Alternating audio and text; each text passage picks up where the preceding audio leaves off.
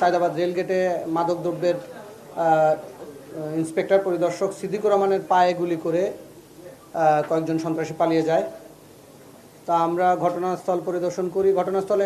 ঘটনাস্থলের কাছাকাছি ছিল দুজন সার্জেন্ট এবং সার্জেন্টের ধাওয়ার প্রেক্ষিতে ওইখানে তারা অস্ত্র একটা রিভলভার ফেলে যায়। ওইখানে আমরা 4 রাউন্ড গুলি, ওই অস্ত্রের সাথে 4 রাউন্ড গুলি পাওয়া যায়। পরে আমরা তদন্ত করতে করতে একটা সময়ে আমরা 3 জন আসামিকে অ্যারেস্ট করছি।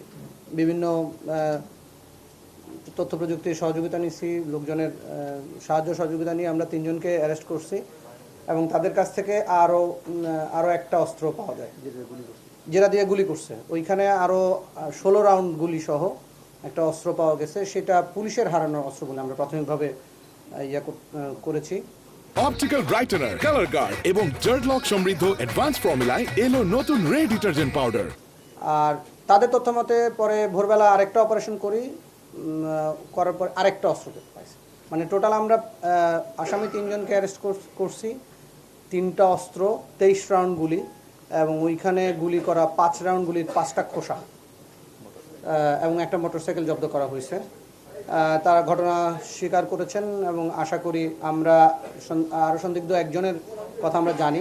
আমরা ঘটনাস্থল থেকে পাইছি আরও একজনের তাকেও অ্যারেস্ট করবো ইনশাল্লাহ। এরা মাদক সেবী বাট মাদক ব্যবসায়ী না, মাদক সেবী এবং তারা অস্ত্রধারী সন্ত্রাসী। এরা মানে খুব কাকতালীয়ভাবেই মাদকদ্রব্য নিয়ন্ত্রণের যে অপারেশন চলতেছিল সামনে পড়ে যাওয়ায়, মানে র্যান্ডম সার্চিংয়ের সামনে পড়ে যাওয়ার কারণে ওরা প্রথমে পলানোর চেষ্টা করছে, তারপর পলাতে না পেরে গুলি করছে, ফাঁকা গুলি করছে আর একটা গুলি পায়ে লাগছে। এটা তাদের মানে টোটাল 5 রাউন্ড গুলি করছে। এটা এমটি কার্ডে আমরা 5টা পাইছি এবং 5টা ফায়ার হয়েছে।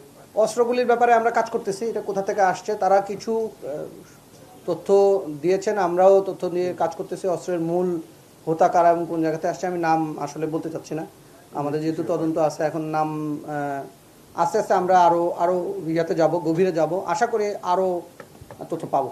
আমরা গত 1 সপ্তাহে প্রায় 300-র মতো লোক অ্যারেস্ট করেছি, কিন্তু আমরা নিজেদের মতো করে কাজ করতেছি। যতটুকু রেখে পারা যায় ওইটা মাদক এলাকা, মাদক ব্যবসা হয় আমরা জানি, ছিনতাই হয়। গত 28 ফেব্রুয়ারি থেকে আমাদের অভিযান শুরু হয়েছে এবং অলরেডি আমরা 300 লোক অ্যারেস্ট করছি। এই ঘটনার পরেও কিন্তু আমরা অলমোস্ট 54 জনের মতো অ্যারেস্ট করছি, যাত্রাবাড়ি এবং ওয়ারি মিলে। এটা আপনারা জানেন যে 3টা থানার একটা জাংশন, এখানে এক পাশে গ্যান্ডারিয়া থানা, এক পাশে যাত্রাবাড়ি, এক পাশে ওয়ারি।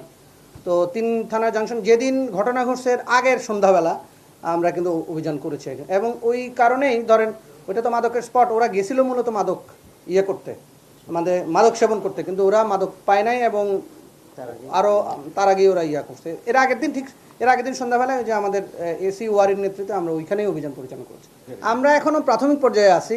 আমরা এটা একটা বেশ বড় ইনসিডেন্ট, একটা সরকারি কর্মকর্তাকে গুলি করা হয়েছে, তাও মাদকের, যে কারণে আমরা প্রাথমিকভাবে আপনাদেরকে ব্রিফ করতেছি। আমরা তদন্ত চালাচ্ছি, তদন্তে আরও হয়তো কিছু পাওয়া যাবে। আমরা তো এই যে দেখেন একটা অস্ত্রের কথা জানতাম, পাইছি 3টা। তো এইভাবে হয়তো আমরা আস্তে আস্তে আগাবো, যদি আরও কিছু পাই ইনশাল্লাহ আপনাদেরকে জানাবো, টাইম টু টাইম জানাবো।